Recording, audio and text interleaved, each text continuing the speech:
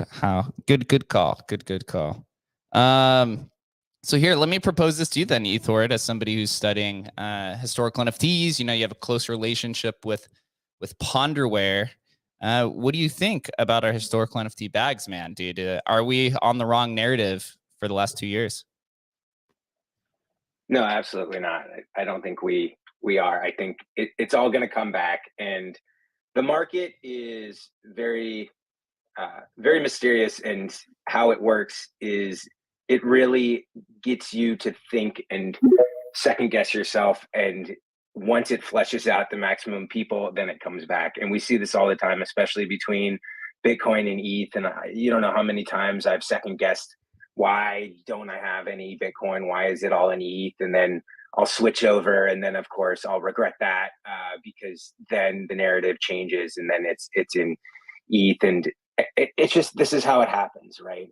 I think we see this all the time in price fluctuations as well. So why not in NFTs? And we're continuing to just see infinite amounts of new projects. Most of them are failing from the start now because we're in a bear. So we're not going to see crazy all-time high prices for rare Pepes or Spuzzgenesis or Mooncats or whatever until we're back in a bull market. And I don't know. I mean, just try to keep conviction and try not to think about it on the daily if it's starting to bother you and want you to sell your bags. Yeah, I'm looking at the Mooncat sales on OpenSea right now. Floor is 0.18.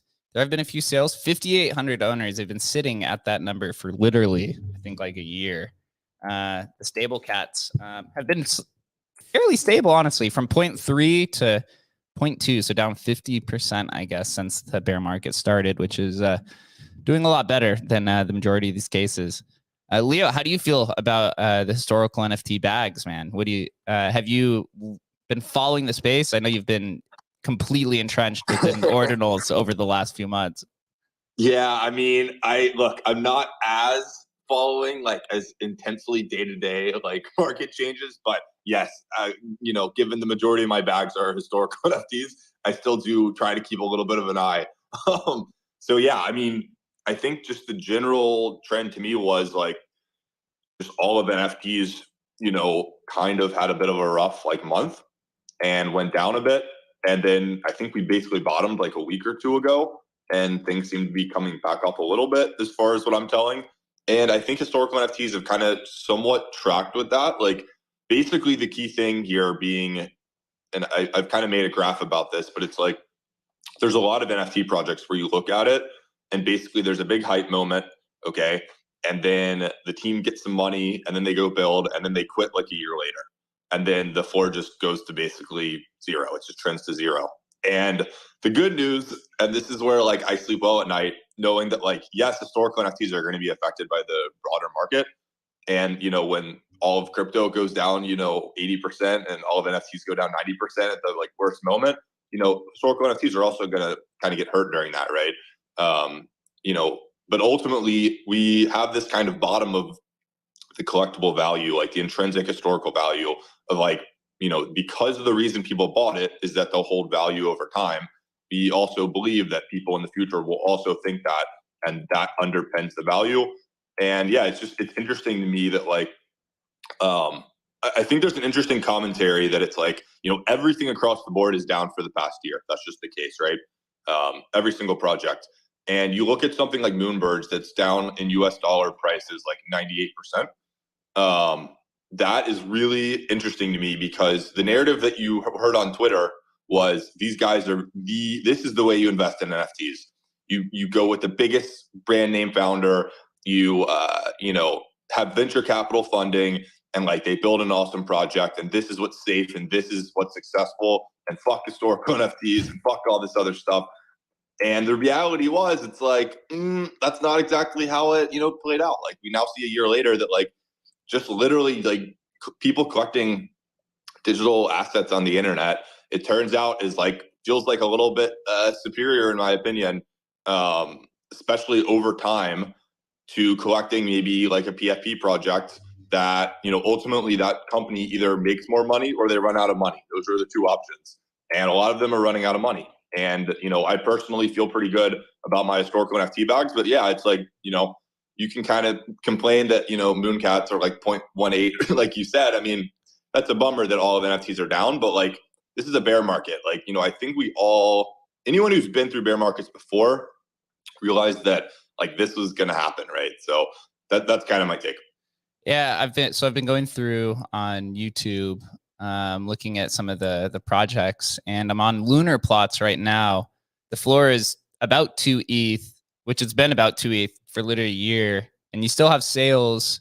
You have 6 sales in the last month, which is about average. A lot of these more scarce collections trade similar to some of the art blocks and generative art collections, to where you don't have like an insane amount of volume, but you get large purchases every so often. It seems like that's been following pretty closely. They aren't down as bad.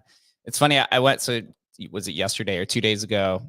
Somebody who was in the crowd at NFT NYC liked the presentation we did with Sean Leary and XOAO from the NFT Museum. So invited me to go speak on like their crypto collective. I think it's called like Crypto Oracle. So I went on there and spoke for about an hour to a group of like 50 individuals, generally a little bit of an older crowd. And I kid you not, probably 20 of them DM'd me afterwards, mostly on LinkedIn, to kind of show the kind of crowd that it was. And all of them were highly interested, highly engaged in the idea. So I do think part of this issue is that most people who are participating in NFTs is generally like 18 to 35-year-old white American males who just like are not really interested in this kind of thing. They're just more interested in trading and kind of following some of the newer projects and the new hype. Mefico probably has a lot of insight into this. So please. Man, fascinating. Like literally what you're all saying, Leo and Jake, is, just what I've been looking at the past month, and after having a deep dive, I feel like it's been a deep dive into the minds of the historical NFT community. I'm genuinely not concerned. I think we take for granted some of the key things I'm seeing, taking for granted around patience. And Jake, you mentioned older people. The historical, if I think about the backgrounds of people who I've spoken to, a lot of people are much older.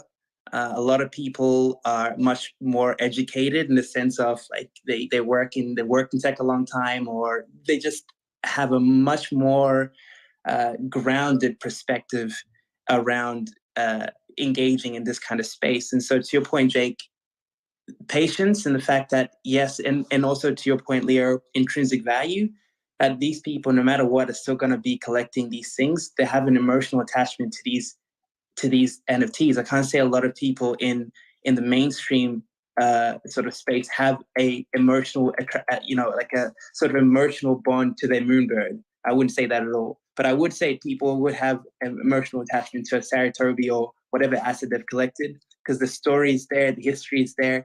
So I think those are things we need to, always to bear in mind. And so for me, based on what I'm seeing, I'm like, yes, it's going to be a downturn, but there's something here about the historical community, the qualities that people have, their patience, their passion, that's going to be enduring. That's going to be, or is going to be there no matter what the market cycle is doing. Absolutely agree. As Leo had been saying for about 2 years now, right? Buy some historical NFTs, hold for 10 years, become very wealthy. I think that's still part of the insight. Farmer Joe has been waiting very patiently. GM, and what's on your mind? GM. Thanks guys for having me up here. I tend to agree with this NFT bear market. I mean, one, if we're even like conceptualizing it in like the ordinal space, every market there are buyers and there are sellers, and then if you think about these high quality NFT projects, most of the original buyers have this like Mefico said, have this emotional attachment to the NFT. And so they're not looking to flip this. And so if you're kind of alluding to or comparing in like traditional finance, this size of a like a liquid float, much like we have on any AMM, if we start to look at these projects being kind of gobbled up by the masses, literally just stored in a vault, and never to see the light of day again until later down the line, and then fundamentally if there's 100 people at the start and 100 people at the end, the floor price of these assets are going to continue to rise. From an economic perspective. Obviously, that's not the case, because you can always make more ordinal projects and more NFT projects that people go to. So it doesn't necessarily mean it's a closed ecosystem. But right now, I think we're in a bear market, especially in the ordinals space. The fees are just ridiculous to even have liquidity for. You would have a purchase price of $5 or $10, and the transaction fee even to send that is close to another $5 or $6. So no one wants to pay double for something over the floor price. I mean, we've seen that on Magic Eden, and we've seen that on Ordinals Wallet, and then on Ordinals Wallet, I think they netted out from the seller. So it's a double whammy to be a seller there. But with that being said, I think there's just been so much distraction in this space too that's pushing this liquidity. Maybe not the traditional people that would hold these things, buy and hold because they like it and they have that emotional attachment to it. But it's pushing them away from trading NFTs, and now they're trading NFT JSONs, which BRC20 tokens. Yeah, I agree. I think what you described in the initial with the historical NFT, it's all collectors. Most people are generally just buying and holding and not looking to trade. I think Mooncats are kind of getting or facing the brunt of the Blur brutal liquid pools and trading, because they are a set of 25,000. So I do see a lot of those. Most of the Mooncat trades happening on Blur, and then all of the 2017 sales seem to be happening on OpenSea, because people aren't buying high value assets on Blur. It's kind of interesting to watch. ETH Horde and then BitGod.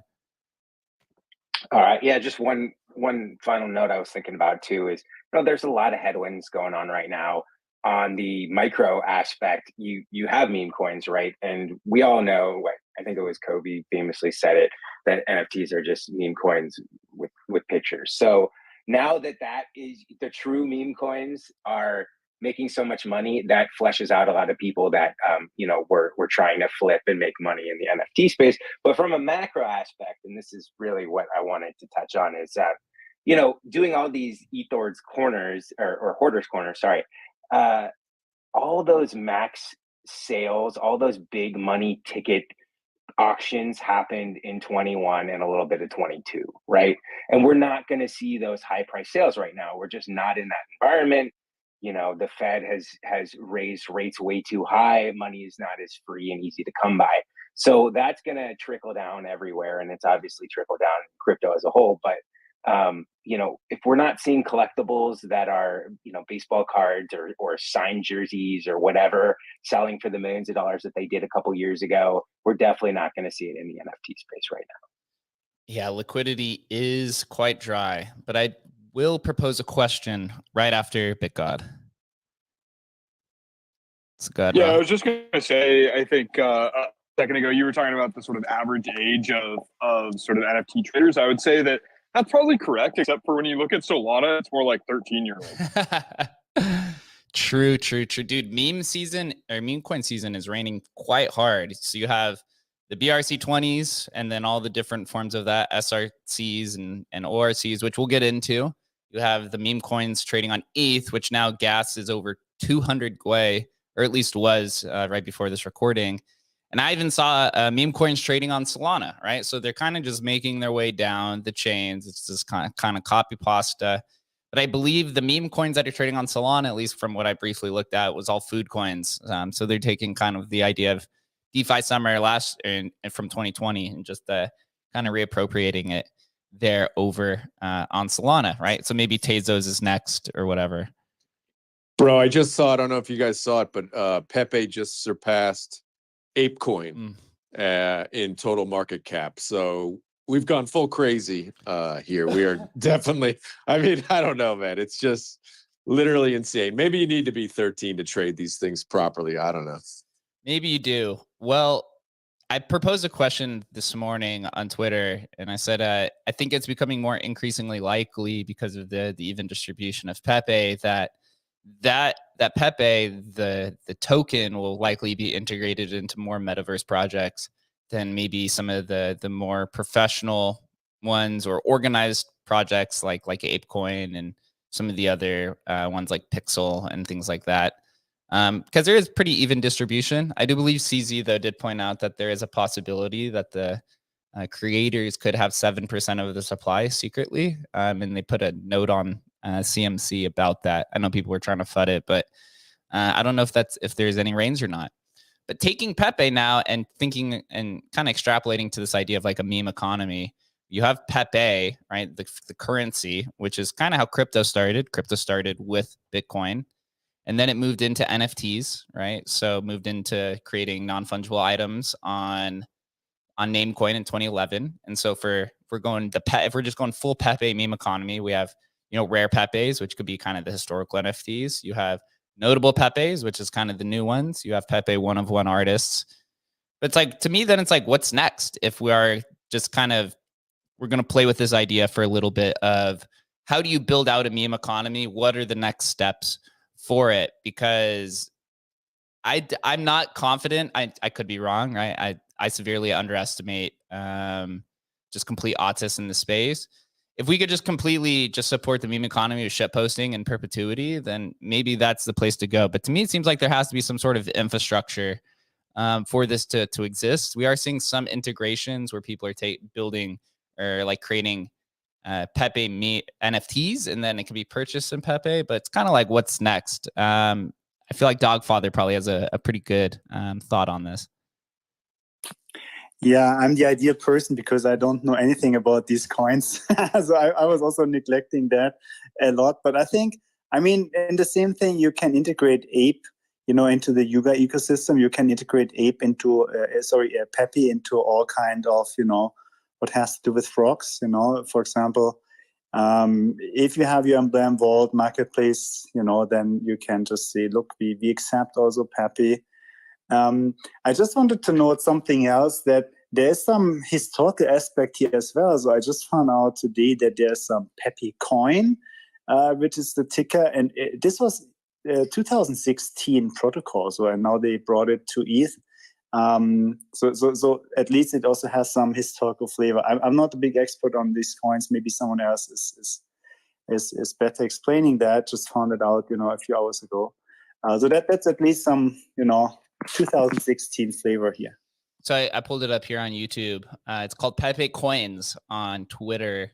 It was created in 2016. Here, I'm going to open up the website. Here it is. So established 2016, we love Pepe Coin. Really, we are the Pepe Coin. Imitation is the highest form of flattery, but we didn't begin this in 2016 to stop now. We're bringing the OG crypto culture to DeFi. Degens fundamentals are back. This did receive a ton of pushback. It does seem like, though, that it's kind of pushed past that initial FUD, and now it has a decent amount of trading volume. But there's also a third one that's popped up recently, which has received a ton of hate so far. And maybe we could dive into the mechanics of that one as well. I think it's called like Pepe Cash ETH or something like that. Pepe Cash ETH coin, where somebody took $6,000, I think it was 300,000 Pepe Cash, put in an Emblem Vault, and then issued tokens against it. A bunch of people are calling it a scam. Although I think Oliver Morris was one of the creators of it. Of course, though, some of the OG Pepe people are just always consistently mad at everything. So maybe this is a good move. Maybe it's not. Dogfather, do you have some more insight into this? Yeah, I have some insights. Not too much, but I can understand that some counterparty people do not like that because they're not involved, or were not asked, or maybe someone was saying the idea was stolen. And this idea with some Pepe Cash, vaulted and sent to the contract, it's a nice narrative, but obviously it's not the real backing, right? Because it's just worth a few cents per Pepe Cash. But at least they tried to to have the link, a direct link between Pepe Cash because they use it somehow, and then the token. I mean, yeah, at least they tried, to find this narrative. But obviously, everyone else who was not involved in the launch is now mad at them and telling that, and fighting that.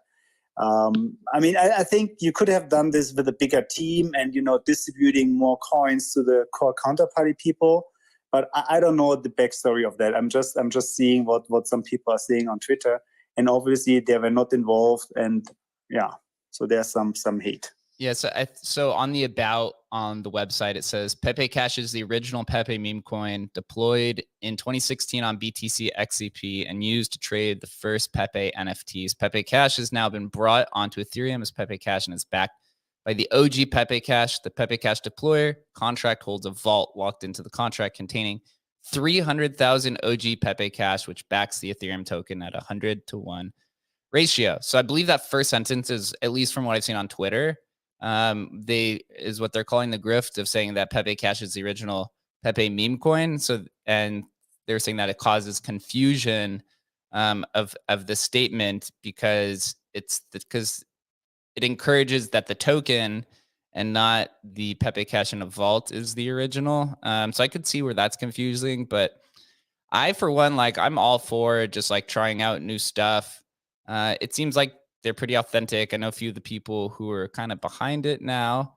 Looking at this chart, that I'm gonna pull up here in a second.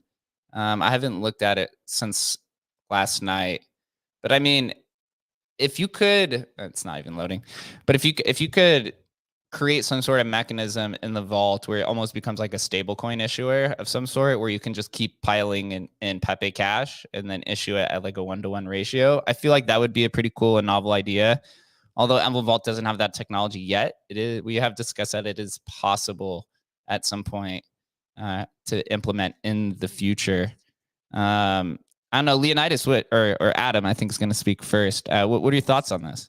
Well, I just don't understand. I mean, we've talked to people who said, they were going to put, in this example, like Pepe Cash into an Emblem Vault and then lock that in a contract, which makes sense. But I don't understand, as the market cap grows, are you putting more Pepe Cash in? I don't understand. I heard they put in a few $1,000s in Pepe Cash. What does that even mean? It's just for show, basically? Is that basically it? I would assume so. I believe there was a pre-mine of some sort. So I suggested to one of them who had messaged me asking kind of about the idea. I said, if you take some of the pre-mine and buy more Pepe Cash with it and put it in and kind of top it off, maybe that helps, combat some of the issues. But at some point, you still have to have a mechanism to unvault. I don't know, maybe they come with us, or maybe they talk with us to maybe create some sort of custom vaulting solution to kind of assist with that, would be my guess. But it's only been about 24 hours. That's the thing with these meme coins, man. It's been 24 hours. It's gone through three different cycles of FUD already at this point. So wait, they took a 2016 contract, right? They used the old contract? No. The Pepe. Oh, this isn't that one. Because I heard another one too, right? Yes. Where they took an old Pepe contract, right? Yeah. So some craziness. Yeah. The Pepe Coins is the old one, which relaunched, I don't know, maybe 5 to 7 days ago. And then this is the Pepe Cash one that was launched yesterday. The Pepe Coins is just a 2016 contract that was relaunched. And then if it's 2016 and Rare Pepe started in September, it has to be pretty close to right after Rare Pepe is launched, which is kind of cool. And then this new one is the Pepe Cash vault mechanism of some sort. I just want to say this, that they did reach out to me and say the whole idea of it, or one of the main objectives, was to bring some more awareness and attention to Rare Pepes and historical NFTs. Maybe it backfired because that historical NFT community just likes to eat at itself from philosophical and ideological viewpoints. So who knows if it had more of a benefit or has done some more damage. I will let everybody else on stage here in a second, but I do want to bring this back to kind of where we sit today now. We have Pepe, the coin that is now sitting at over $1 billion, which is absolutely insane. It was listed on Binance. I think Gemini is going to list it. Maybe Coinbase does. But where it all started was Rare Pepe. And we are seeing some capitulation of some people saying maybe Rare Pepes never do pump. They've been holding their liquid bags forever. Meanwhile, we did just launch the curated collection. So snaps off to that. That was, excuse me, man, let me note for a second, dude. Putting this together was difficult, to say the least.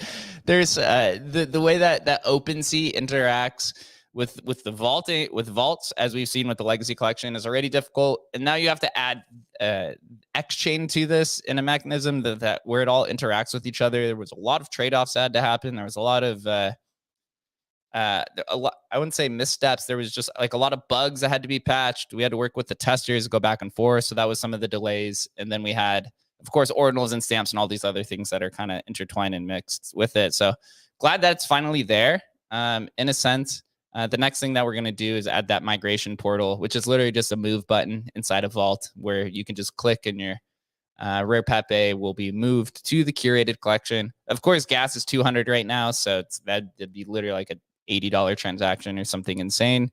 So there's going to have to be we're gonna have to have some sort of gas. We're gonna have to have the gas come down and then launch that at the same time. So who knows how long this outlasts. But what does this mean now for Rare Pepes? Is it something that just continually gets glossed over? Does Pepe flow into Rare Pepe, which is kind of the prophecy that everyone wants? Will OpenSea even add Pepe so that you can buy these Rare Pepes with Pepe, right? That to me would be like the ultimate goal. If you're OpenSea, you're just getting eaten alive by Blur. Why not just add Pepe and just let people just run wild? There's literally, this token is minting millionaires every day at this point in time. Seems like. Can I jump in for a second onto why I believe they don't? Sure. Yeah, it's like I remember using OpenSea. I don't know, like this is probably like 2 years ago, and I'm not sure where they moved since then, but they were like integrating a bunch of different tokens other than ETH, and it was extremely confusing as a user trying to buy things, to be completely honest.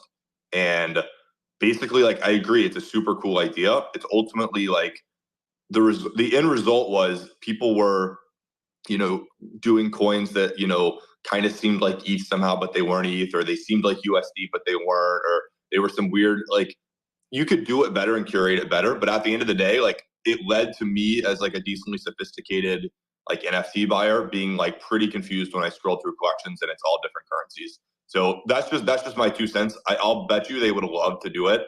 It's just they're balancing that against, like, it does, in my opinion, hurt the user experience having like too many currencies. Maybe they could just do the curated Pepe collection with only Pepe. Like, maybe that's a neat idea. But yeah, I think it's a novel. Wow. So I just noticed this. We had Pepe Kachu just sold on the Pepe curated collection for 5.5 ETH 48 minutes ago. So that is currently the highest sale on the curated collection.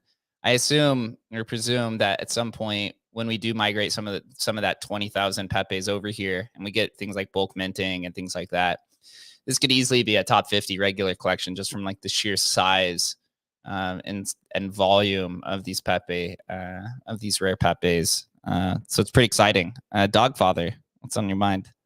Yeah, I just wanted to add to what Leo was saying about, which coins to integrate. I mean, if I were OpenSea, I would maybe not integrate such a new meme coin, which may collapse to zero in 2 days after having all this integration work. I think they will rather go for some more stable options and maybe not the hottest meme coin, even though it would be a cool marketing stunt. I mean, that would bring some attention, I would say. Yeah, I feel like in OpenSea's position, they just launched OpenSea Pro within the last month, has a lot of attention, but they are still battling with Blur. That token incentive, man, is just giving Blur the steering wheel, and they have not let go. And now they're just adding more types of financial sophistication with Blend, the lending platform which I've been experimenting with, and am terribly afraid of just getting massively dumped on by these whales and manipulated. But you know, I like to go trial by fire, which I will talk about. Tendy, what's good? What is good, Jake? Thanks for having me up, guys. I came here mostly to talk about stamps because I see Adam up here. And when we're going to see SRC20 duping exploit, because I've really been enjoying getting free Bitcoin from these double spends on BRC20 transactions. So I'm really excited to do it on stamps. When you plan on enabling like a really dope marketplace for me to front run my own transactions and claim the stamps anyway?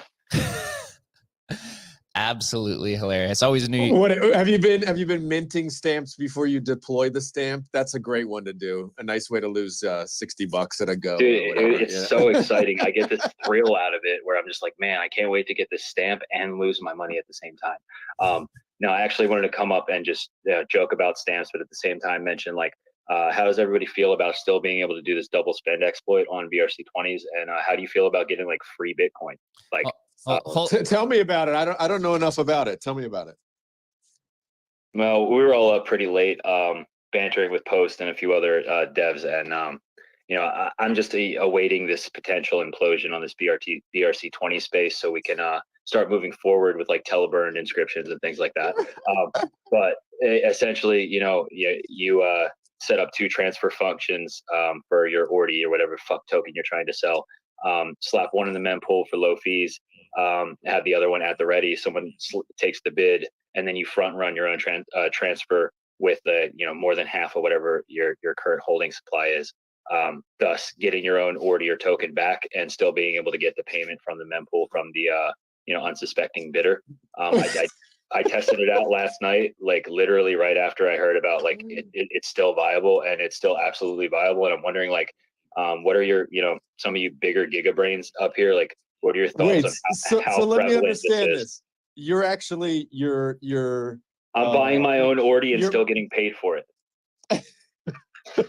Wait, so you're buying it and getting your money, your fees back?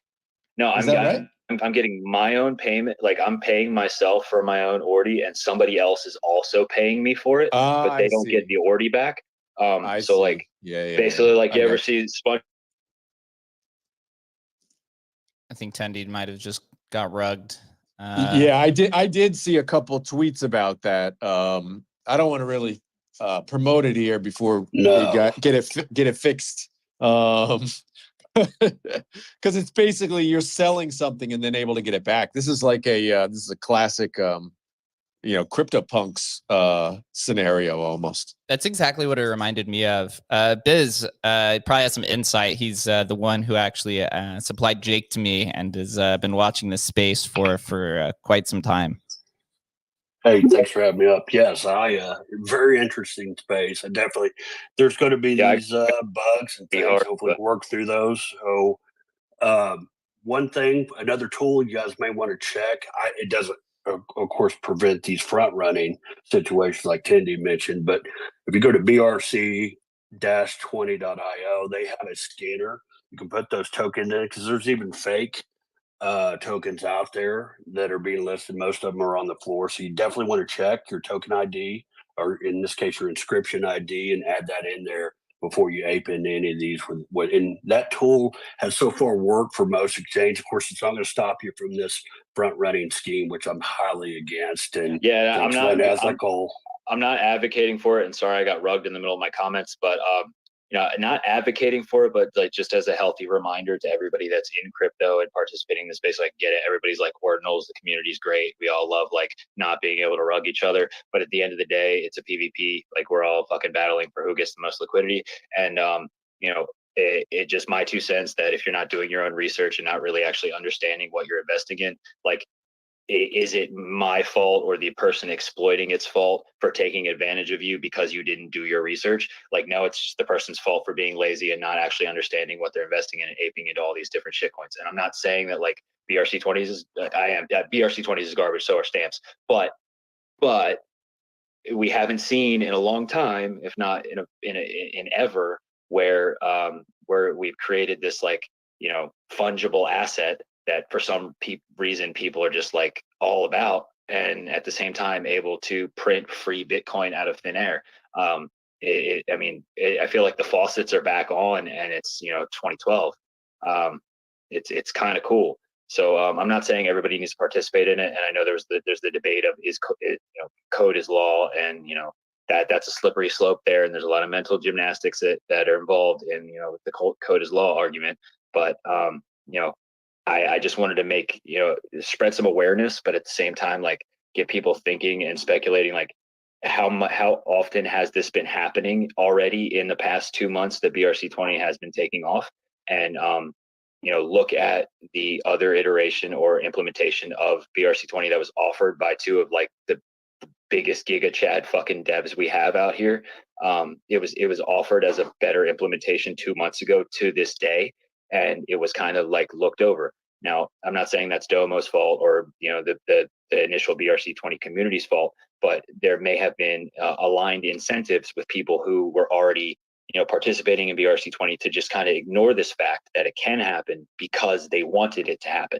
And now we're seeing such a high volumes dumping into this fucking shitcoin system that has already been being exploited, and now is being exploited further, and it can't be fixed. Well, it can be fixed, but like not easily now. And if they had taken advantage of it 2 months ago, we wouldn't be having this conversation. So whoa, bro, are you saying that the guys who didn't want the upgraded version to be done are actually like doing this front running thing and using this as like a money making machine? I'm saying there are aligned incentives, and you'd be a fool to act like that isn't a possibility. Whoa. Holy cow. Breaking story. Welcome to crypto.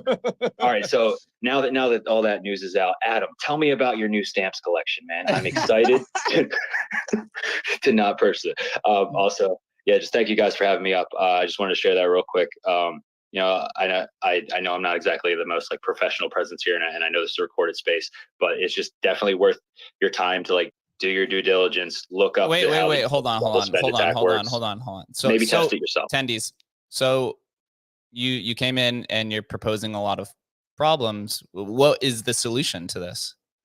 The solution was provided about 2 months ago, and no, but what is it now? What is it Tindy now? sounds like a post like. Yo, listen, I've known Post for a very long time. He's also the reason why, like, I bounce back and forth between sides, because when I am being a retard, he tends to remind me I'm being a retard. And here. So what do you propose as a solution now? Not what was it? What do we do now? I propose we all start front running our own sales transactions, farm as much Bitcoin as possible from the system, and we let BRC20 implode.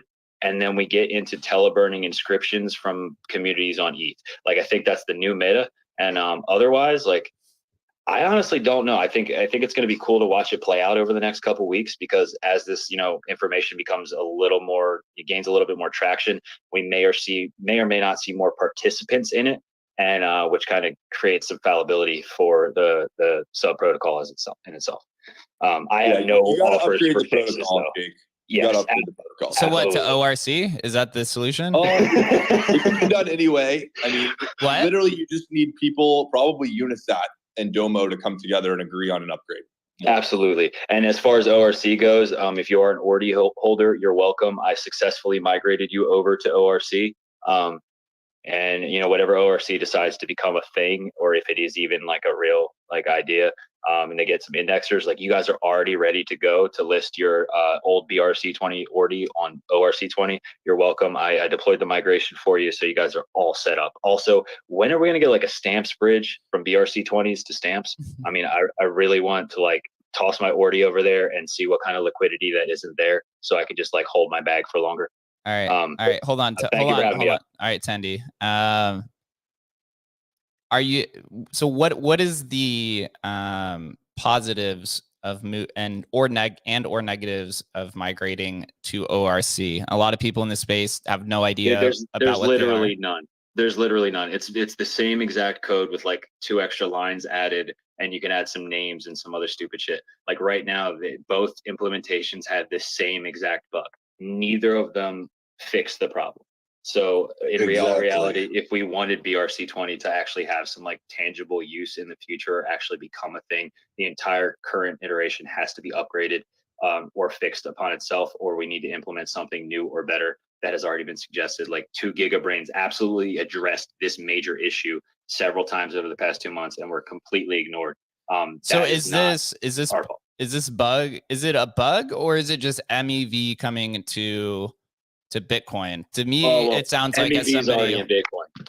And MEV is already here. Cypher actually made that point last night. It was fairly late. Some people didn't catch it, but there is MEV bots already running, on Bitcoin for certain purposes. The issue is some people didn't set limits on their transactions, so they literally wiped out their whole wallets messing with this MEV. But yes, realistically, like I don't want to say it's a bug, because a part of me, this is all speculative. Put your tinfoil hat on. It may or may not have been intended for the sake of liquidity, but like I'm not going to point any fingers, because I feel like it's a little shilly and wrong. But that's just my 2 cents. Is like if this problem was already, people were already aware of this problem for the past few months, and then chose to ignore to fix it before this mass explosion of fucking we went for 1 million. So Candy, I get that you keep coming back to the posts basically telling people on Twitter Spaces, but like when I think about that, because like I was in those spaces, right? Basically what I heard was posts telling a bunch of non-technical people, you have all these problems with your protocol. And, Domo's the founder, like he's not a coder, right? So I'm not sure what Post was expecting to happen. Unisat was obviously not in those conversations. They're over in China. So I'm just wondering, like, what did you expect to happen? Like, the reality is some developer needed to actually do the work. Like we can, exactly. And I have no, right? I have no expectations whatsoever. I mean, 2 developers did offer to do it, but there was no really conversation that actually even took place. Like the offer was made and then just kind of like glossed over. So like, I really have no expectations for it. I'm kind of along for the ride, just like everybody else, except kind of it's trying to spread the gospel a little bit so everybody understands, like, you're running an additional risk other than, hey, I might be bag holding this JSON, right? So, and give people maybe the other option to, hey, explore what you're actually participating in. So if this like bug or exploit exists, like, why are you not participating in it? Because if you can't beat them, join them, right? And I'm not advocating for it whatsoever, because at the end of the day, it's borderline theft. But that's just my 2 cents. Yeah, no, you bring up great points. I just think ultimately, like, I literally told Post on the space, like, I was like, be the change you want to see in the world. Like, you're telling a bunch of people who are definitely not gonna, heed this advice. If you want a better fungible token protocol, I told him and Cypher this, go create a better fungible token protocol, right? And here we are 2 months later, and it's like, of course he was right? Like, anybody can look at that spec and tell there's lots of flaws with it, but it's like, ultimately, you guys, when I hear Post talk about it and Cypher talk about it, they frame it like there was this like great developer team and a foundation that they were interacting with. Dude, it's a bunch of degens on Twitter that don't know how to code. So I'm just not sure what the expectations was, given how like absolutely degen that Twitter thread was. But yeah, I hear you. No, you make an absolute valid point though, right there, because he admitted it last night too. Like BitGod yelled at the man at 2 a.m. like, fucking fix it then. And, the only response is like, it's not my project. It's not really my responsibility. Nobody's offering to pay me for it. And like, I understand where he's coming from in that sense, but could they have performed the damage control themselves? Abso-fucking-lutely. But was there an incentive for them to do so? Not so much. Because if you like look at the risk reward to it, like, are you really going to spend your time developing this whole other replacement protocol, or are you just kind of participating in the degeneracy that's happening for the sake of profit? Because either way, you're looking at some type of profit, but one is substantially more than the other if you're able to exploit a system, correct? So, yeah, I mean, absolutely. I'm not going to speak on their behalf. I'm just going to say, like, from what I've heard is, obviously they weren't offered anything to do it, so it wasn't their problem. Yeah, absolutely. And like ultimately they're in the same boat as me. Like I think BRC20 is like cool. I think like we need a fungible token standard, but like this is not necessarily my fight. Like I'm not gonna go put resources into like kind of solving this. I ultimately think there's teams now that like now that the space has matured, there's teams that will go solve these problems. I'm pretty confident about that. Whether it's BRC20 or a new standard. So at this point, I think it's gonna work itself out just given how big it's gotten. But in between time, people do get hurt because we didn't think it through from the start, which is. I just got one more question real quick for you, Leo. When can I get that specific attribute attribute from my Soapy Booba. I want to get that NIPS attribute so I can be a little less filtered. Thank you. Yeah, so it's the NIPS attribute, and we've been looking through all the moderated inscriptions so that we could add that attribute, because we obviously can't miss any NIPS. Otherwise, it wouldn't mean a whole lot, right? Then. Fucking based. Thank you, Leo. Thank you guys. No, I have not followed what's going on here, but I'm thoroughly enjoying. I'll give you a quick breakdown. No, I got it. I got it. Can I give you guys a commercial break real quick from our ad sponsor? Here's a quick commercial break from our ad sponsor. So people, number one, the NFT or Bitcoin inscription number 162994 bid today. So inscription number 162994 is a beautiful. All right, sorry, Tandy. I had to put you on mute there. I'm sorry, it's all good. I had to peace out. Thank you guys for having me on. Wow, that was quite interesting, I have to say. I did not know there was an exploit or it could be manipulated. But let's look past this, because obviously there's a lot of problems. Nobody's offering solutions. So when that's generally the case, then the degens will just keep pushing forward, even if there's a lot of problems. That's how the space works. You just put it under the rug and you just keep going on. And so let's play the positive side of this. Is let's say it gets figured out and we're moving on, and BRC20 is the standard and we move forward. What type of impact or ramifications does it have? I posted today, shameless plug. I went to go experiment on this BRC20 liquidity pool proposal. I was speaking with Grug because I actually had like a light bulb moment where I was like, wow, if this does work and you can do LP pools and swaps with ordinals and BRC20, right? This is essentially like an on-chain Bitcoin DeFi ecosystem. I've just got, for my post, I just call it BitFi, right? You call it BitFi Summer, BFi Summer, whatever you want to call it. And so I went through it. You can see my tweet. I'll pin it here. It just starts with like, I launched the Jake token really as an experiment to just like, best way to learn is trial by fire. My buddy Bunzi also launched his that sold out yesterday. And so I saw a proposal and I was like, hey, maybe we should just like try to create an LP pool between both of our tokens and see what happens.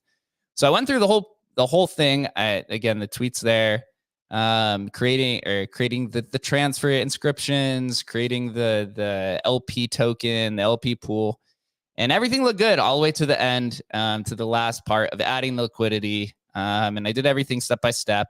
And the liquidity did not transfer over. So I'm kind of stuck there still, trying to work through it. I'm talking with Grug and them to try to figure out like what the issue is. But if this does work, right? Because then you start thinking of, if there's LP pools, right? Then somebody's going to create a stable coin on BRC20. Then somebody's going to create whatever types of tokens and all the different things that happen in DeFi. So I'll just start with like Leo. I know you talked about like DeFi or stable coins. Have you looked at this at all? The proposal? Do you think this is technically plausible? And if it is, what type of impact do you think that could be for having an on-chain DeFi ecosystem on Bitcoin? Yeah, there's like several different ideas around this right now, and to be honest, like I think we're very much at the theoretical phase. It's kind of like when you're just talking with people who have like theorized like these cool ideas, but nobody's actually really done them or at least tested them at a decent scale yet. It's kind of like when, maybe Casey had created 2 inscriptions, but like we hadn't actually, put this out there to get to 10K yet. So to me, it's like, it's hard to evaluate which path is going to make sense. I think there's some solutions that are more trust minimized than others. I think that will play a role. Bitcoiners just have a really interesting, tolerance around trusting other people. But I guess like my main point would be Web3 is definitely coming to Bitcoin. Like there's no question, the bat signal got put up when, ordinal inscriptions hit like 100K, and, we got an NFT primitive. We got now a fungible tokens primitive. I'm pretty confident that people are going to take those like token primitives and then just like allow you to do DeFi stuff with them. They'll find out some clever hack. If Casey can like index all the stats and like uniquely number them, I'm pretty sure like people will figure out how to like, we figured out how to do atomic swaps when we needed to trade our ordinal inscriptions. So need is the mother of invention. People are going to want to do DeFi with their BRC20 tokens. That just makes a lot of sense. Somebody's going to come in there and solve those problems. If Counterparty in 2014 could create a DEX and all this stuff. I find it really hard to believe that like smart people today, with all the innovation that's happened, can't figure out ways to do like at least a lot of the like vertical use cases of DeFi on Bitcoin. Yeah, that makes complete sense. BitGod, I'm curious on your opinion and thoughts on this. I know you've also mentioned that you want to create the largest BRC20 token in the ecosystem, and maybe you're taking some sort of innovative maneuvers to it. Is it because you see the larger vision? Maybe he's not here with us. Did he get rugged? maybe he got rugged. Let me propose this to Biz then. Biz hangs out in the space. Are you seeing the larger vision, man? What are your thoughts on the booming ecosystem? I mean, the tools need to be there. We've got limited market coverage. We don't have a DEX type tool system, you know, for intelligence and intelligence gathering. I've been data mining myself and scraping using bots and other manual systems. So, I mean, if you're truly going to trade and the speed of trading, like you see the trades on Binance or something like that, we're a long ways from that. So, you know, these front running things and MEVs and stuff like that. I mean, those are all concerns that I have. So use caution with that. I mean, just like vaulting, I think once these token values get to a lot, I think there's some major utility using Emblem Vault there. And I would encourage you guys to look at, you know, ways to scan those inscription / BRCs or other protocols that come about before, you know, allowing them to vault them just from CYA. I don't know if that's even possible, but you know, the DeFi, I mean, someone's going to do it. The money's there. I mean, from the big money side, they're starting to notice, and your smaller Bitcoin whales and stuff like that are looking at this. Of course, you're going to see the Pepe on the east side. I mean, those people are going to cash out, and they're also going to be looking for the next degen rush, adrenaline rush. You know, I've said in a lot of their spaces, and a lot of these old tokens that failed because of poor contract deployment, poor team, poor whatever that may be. You're seeing them revitalize, new tickers, just rebranding, better strategy. Of course, we're in better communication. Twitter's evolved our way we communicate, and the speed of memes and the speed of communications evolved since some of those tokens have launched. And so I think all those tools, all those combined, you got to look at that from a big picture. And it's really hard to narrow it down just to one thing. I mean, I'm big on innovation. I've been in Bitcoin, you know, since a year and a half since its launch. So I've seen all these cycles. I've seen the ICO, shitcoin, you know, 2014 to 18, you know, just explosion. I mean, and so a lot of this stuff I'm trying to learn from my past, but I don't have the secret recipe yet. But definitely just you've got to be smart about this, and it's easy to want to ape in and see these. I think we just broke 200 million on BRC, for example, in the market cap today. That's exciting. So there's stability coming, but we're just way early. I mean, I don't even know how many total users we probably have in that 200 million, but I'm less than it's less than 10,000 total traders. I mean, probably 5,000 active, and then maybe 500 super active traders. So, you know, there's just not the economics to really, you know, determine in the underlying data yet. So if anybody has those tools or want to help build those with me, DM me, because I'm looking to invest in that. I would love to invest, just like Teddy said, I'd love to support somehow, but what entity do you pay? I mean, we're a decentralized system, so who am I going to write a check to or send Bitcoin to properly do this, and why would they do it? And then what entity owns that? It's decentralized. So I get the problem. So no one wants to be first. No one wants to write the checks, and so those are things that have to be done.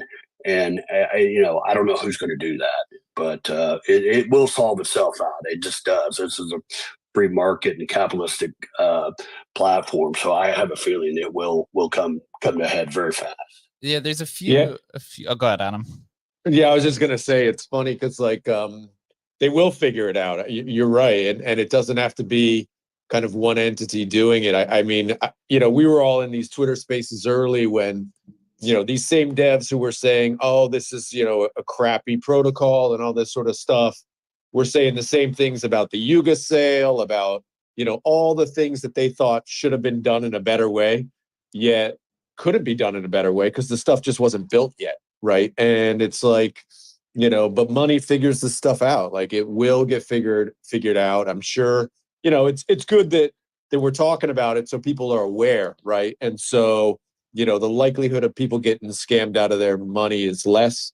But it's early days, man, and it's going to get built. It just takes some time, Yeah, I agree. I mean, going back to business a little bit, the only two entities I've really seen that you could possibly invest in maybe is Oshi Finance, is the people behind the LP pool, which I was trying out.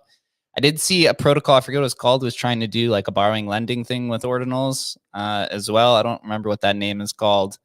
So there are people are just taking the ideas that exist on ETH and then trying to bring it over to Bitcoin. Obviously, there's a handful of limitations to that. But also with just BRC20 in general, we're seeing tons of variations of it. You have BRC, you have the, the trustless computer BRC20, which is like merged with or has an EVM. There's SRC20, you have ORC20, and also LTC20. I was experimenting with that recently on Litecoin.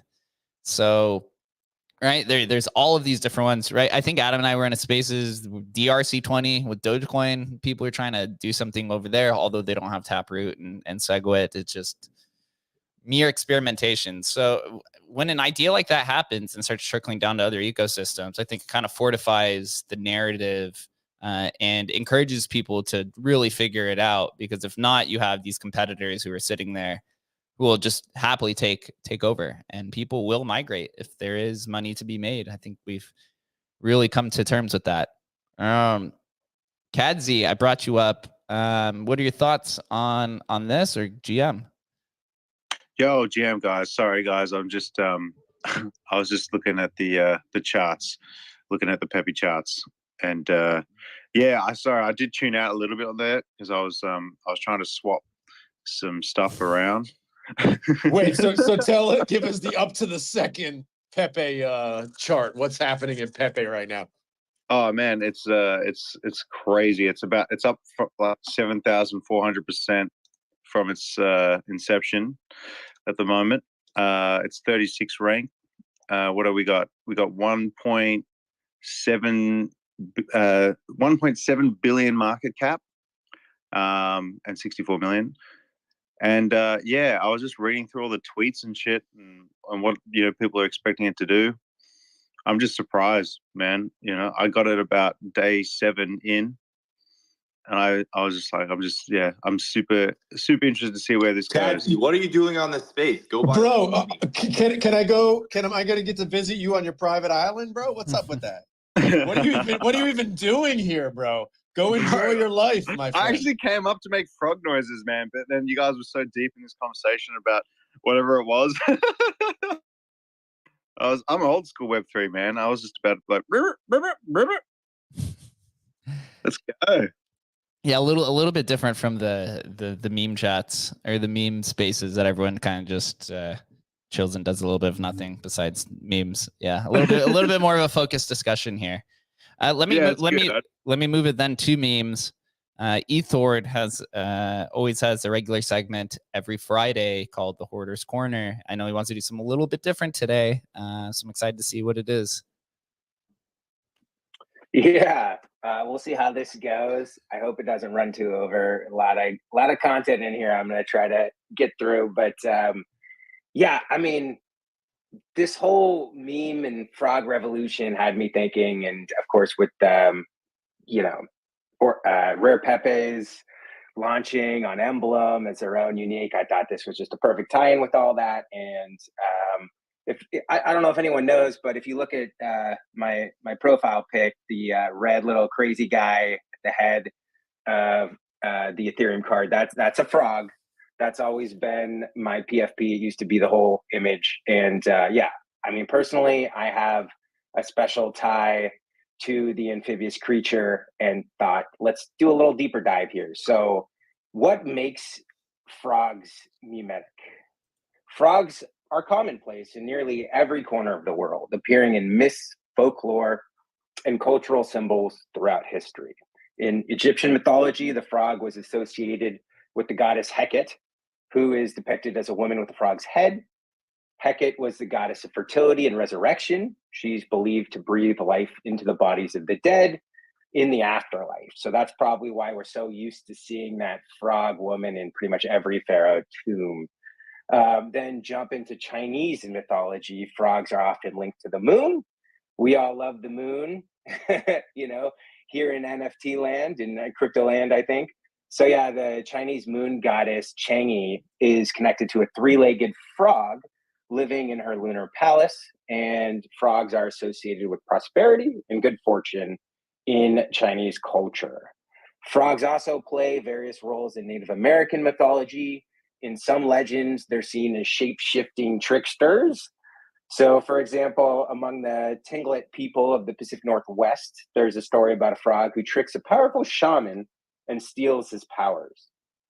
And of course, wouldn't be complete without talking about the biblical reference. Frogs are one of the 10 plagues sent by God to Egypt in the story of Exodus. Quote to my man Moses, let my people go.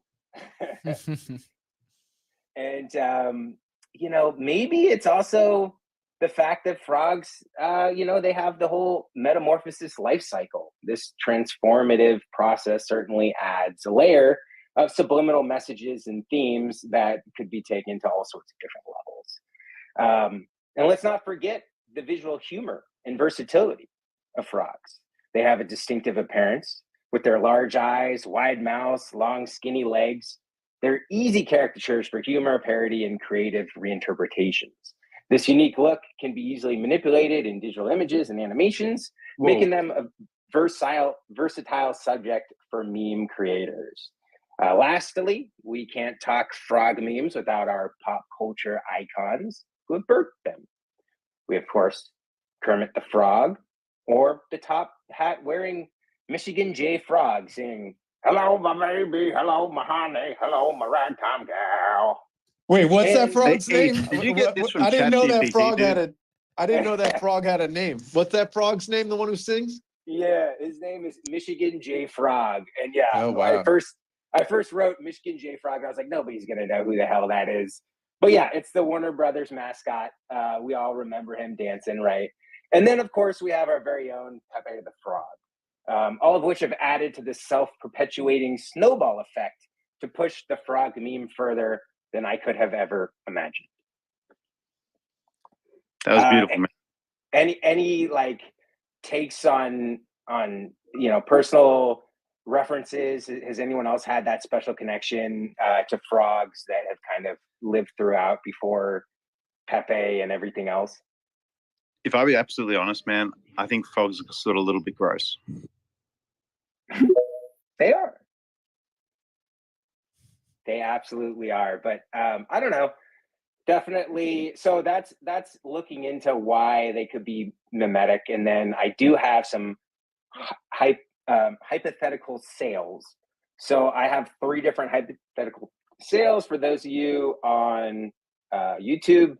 Hopefully we get some images going for these. But the first one I have is the Frogger arcade console from 1981, signed by creator Akira Hashimoto. So this is not an actual item or sale. I'm just going to basically gauge the market and estimate what it could cost. So Hashimoto, he came up with the game while sitting at a stoplight and seeing a frog cross the street, narrowly dodging cars zooming by. He went on to create other classic Konami games such as Time Pilot and Adam's favorite Contra. And so the estimation of this, the highest known sale of an arcade game console is Atari's Quantum. This sold for $10,000, but it wasn't signed by the creator. So I'm going to say a mint condition signed Frogger goes for, I don't know, $15,000, which is 7.9. Number 2 on the list, we have Kermit the Frog puppet from Sam and Friends. Now, some of you might not know this, but Kermit actually made his first appearance way back in 1955 on a public access show called Sam and Friends. Jim Henson's original version looked a bit different, but was more of a lizard-like character. But you know, if you saw an image of it, he still resembled Kermit the Frog. You'd know right away. And so, while I couldn't find a sale of a production version of Kermit the Frog Muppet, the famous hecklers Statler and Wardrobe, from, of course, you know, the show The Muppets, were recently put up for auction and sold for around $60,000. So my estimation, those geezers are cool and all, but they don't hold a candle to the green one. If the original pre-Muppets Kermie were to go up for auction, it would fetch significantly more, and I'm going to estimate $500,000, which is 263. And lastly, we have the Grail, a hand-drawn production copy of the first issue of Boys Club Comic. Boys Club was an underground comic series created by artist Matt Furry. In 2005, the comic features a group of anthropomorphic slacker animal characters, Pepe the Frog, of course, the most well-known, but also Andy the Dog, Brett the Bear, and Land Wolf the Wolf. Matt produced 4 issues in total.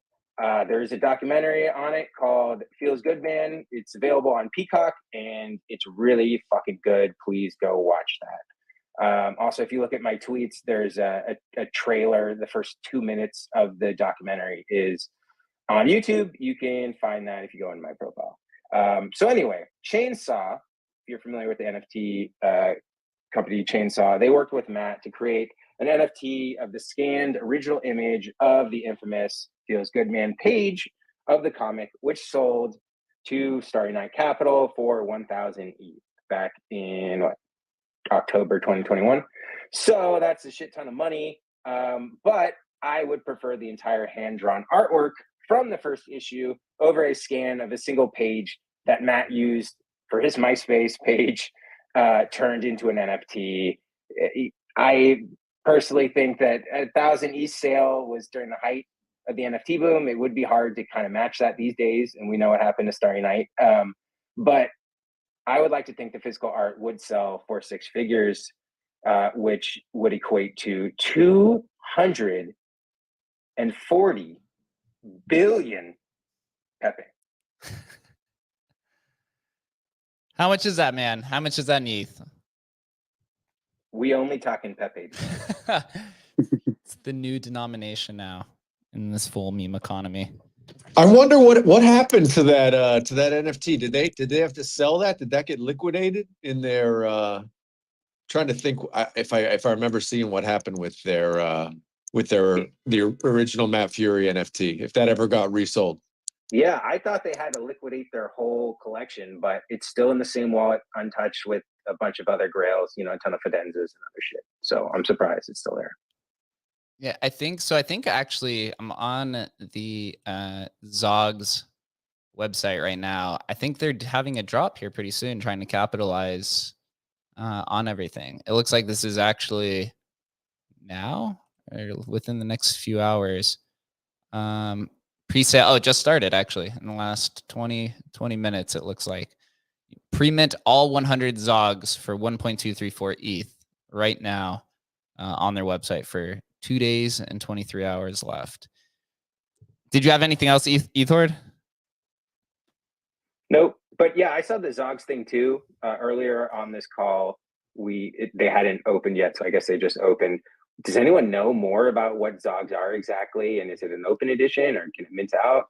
Yeah, they're generally open editions. So he's done a few of these now. I'm gonna try to pull up the website or the OpenSea page.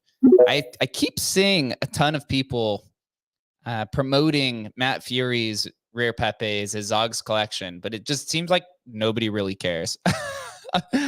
Unfortunately. So it kind of goes back to this question, right? With all this like Pepe hype, where does the money flow? Or does the number just keep going up? I'm really unsure, dude. I thought Matt Fury would cash out on this, but it just really does not seem like people care at all. Well, he's done pretty well. I mean, he's had a couple drops now where he's done very well by pretty much any standard.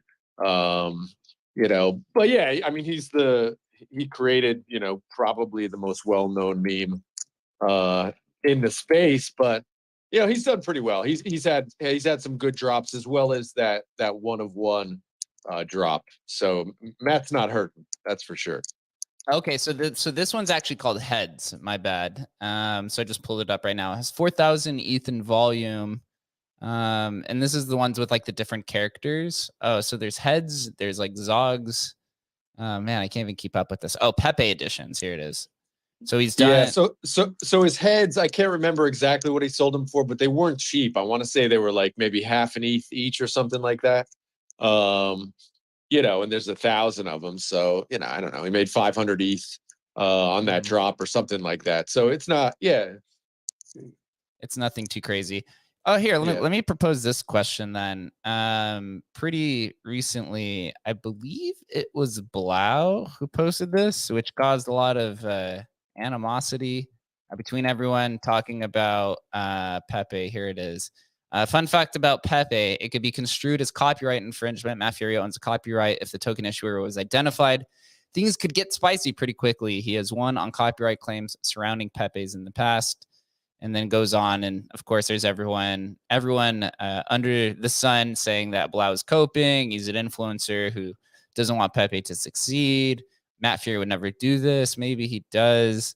Let me propose this to you, Adam. Yeah, like what do you think is going on here? Would Matt Fury be crazy enough to try to DMCA Pepe coin? I think, Matt, if you've actually watched the movie, is really good at explaining this. And I definitely recommend you go watch that movie. It seems like Matt will go after stuff only that really attacks the brand.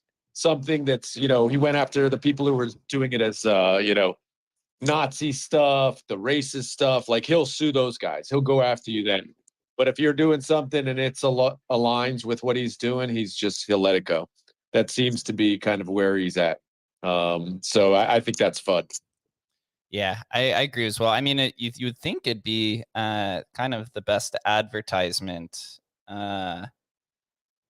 for Pepe in general, right? Like something that's literally over $1 billion. I'm surprised it hasn't really been on the news yet at all.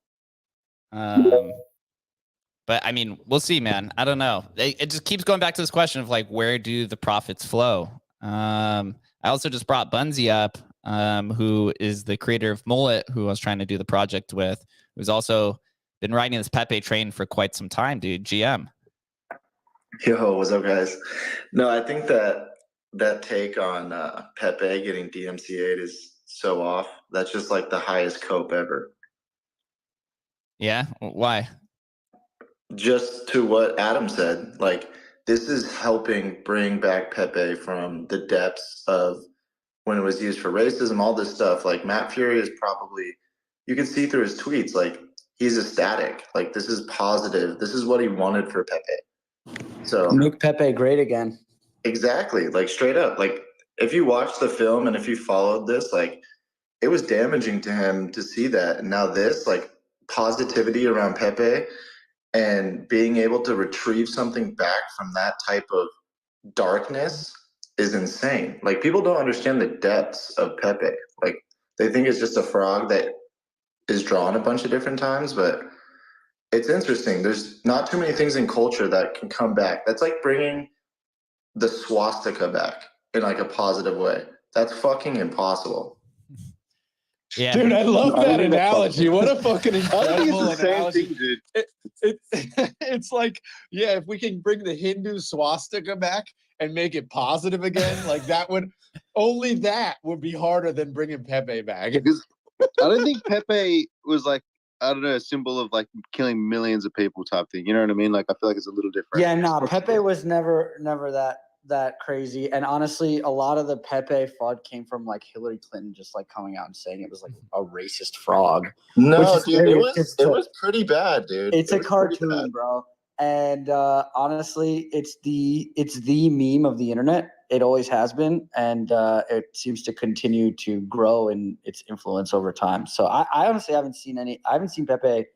I never really saw it get into the depths of like everyone thinks Pepe is horrible. It was like it was, dude, in around election time and a few years afterwards. You could even ask the Rare Pepe guys of how they had to be very careful of what they did with Rare Pepes. I mean, they do have like Trump and some political affiliated Pepes, but they were under heavy scrutiny when they were creating Rare Pepes because of that alignment, because it was mostly related to 4chan.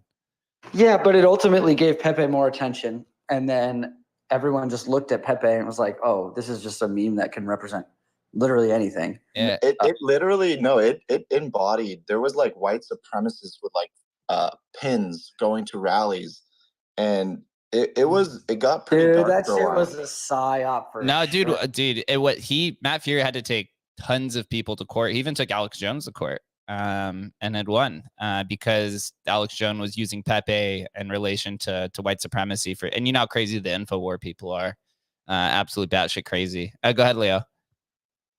Can I tell a story real quick about my old work? Yeah.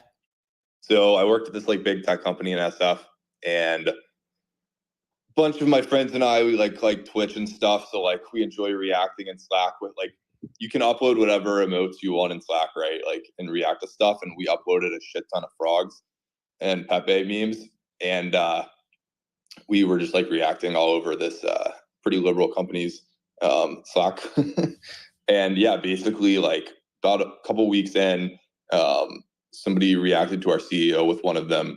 And then it became a whole thing. And there was like this emoji court Slack channel and just this whole debate about like, can we like allow these little frogs to be reacted to all the Slack messages? And like, to me, it was just like, I mean, they were coming at it absolutely from the angle that this is like a horrible thing that's occurring. And to me, it's like, you know, we were reacting with frog emojis before this kind of psyop thing happened, and we're still reacting with frog emojis. But yeah, like there's certain people who take this extremely seriously, because to them, I mean, you can discredit all you want, but to them, and I have to kind of like give, you know, put myself in their shoes. You know, they basically are seeing you reacting with a swastika. Like that is how their brain is processing what's happening because of what they've read on however they get their news. So yeah, I mean, look, it's you know, obviously the end result was HR came in and just like, you know, banned the hell out of all of our frogs, and just went through and like, you know, there was like a couple 100,000 emojis uploaded and just like deleted every Pepe possible. But yeah, it's like, this was definitely a thing. There's like been attention on the internet for a long time, and like this spilled over into like my real life job. So there is definitely something to that whole alt-right kind of co-opting the meme that did cause issues. Yeah, I mean, well, I'll go one step further, and then Adam could go ahead. Go type in Pepe on Twitter in the GIF category. Pepe doesn't come up, and that was because they removed everything from Pepe. I think they were calling it like the Great Greenwashing or something like that. Hopefully, Elon Musk installs that. Google Images. What? Google Images as well. It's like really hard to find good memes. Yeah, it's of course it's you know, it's more left leaning or companies who are kind of moving away from Pepe, but you know, maybe this pump is what helps Pepe go back. Literally saving Pepe. It really is. Watch the documentary. Really highlights it in a good linear way, because I was the same way. I was like, oh, just my take on it was always friendly because the artists that I associated with, but like, yeah, it literally was like, this is how internet trolls work. Like they like to say something right in front of you while like giggling with their friends, and that was Pepe on these forums. And like the evolution of it was used to promote, you know, very dark things. But now it's positive, it's great, and back full circle is I don't see a DMCA coming from Matt Fury. This is like, Bunsy, on that, I will just say, like, I think I haven't followed the conversation as close as you because you're in the trenches every day. But I think maybe, and I don't want to speak for you, Jake, but I do agree there's no way Matt Fury is clearly on board with this. So there's not going to be a DMCA. Yeah. I think just high cope. That dude who tweeted it just has zero Pepe. So my basically like counterpoint would just be, there was tension between Matt Fury and Rare Pepes for a while. And basically what happened was, over the last 4 years, Matt Fury realized, if you can't beat him, join him. So now he's financially incentivized with this. But at first, he did not like it's just a fact. He did not like that people were basically tokenizing and making millions of dollars off of his IP. And that was definitely a thing in the Pepe community in the earlier days. And that's obviously shifted again because he just realized I can complain and do DMCAs, or I can just create my own collections and financially benefit from it. So now everybody's incentive aligned. So it's not an issue. But had he been anti-crypto or something, it is possible that he could have caused just some bad PR. Ultimately, you're not gonna actually stop this, right? But let's also that's my angle at it. So it's not it's not as crazy of a thing as given we kind of did go through this and there was a bit of a situation there with the Rare Pepe. But you have to think about his mind frame at that time. That time it was a lot of things going on, like the Alex Jones, this, that, and the other, not knowing what Rare Pepe, what was going on there. And then even in the documentary again, he highlights that, and there's people gifting him stuff, and he's gone as far as releasing his own collection in this technology.